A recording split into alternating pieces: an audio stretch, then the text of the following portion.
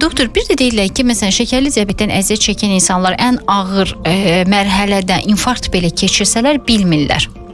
Niyə bilmirlər? Şəkərli diabetin ziyan verdiyi orqanlardan biri də sinirlərdir.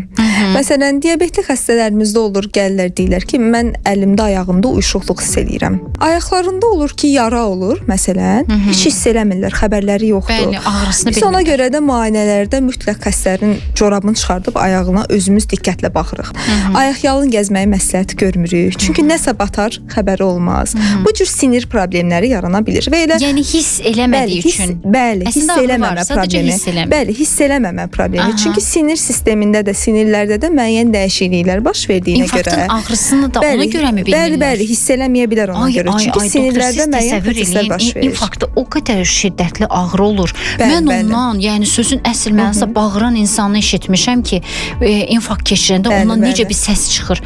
Nə dərəcədə sinir ölür ki, insan o ağrını bilmir. Bəli, mümkündür. Zədələnmə mümkündür ki, insan o ağrını bilməyə bilər.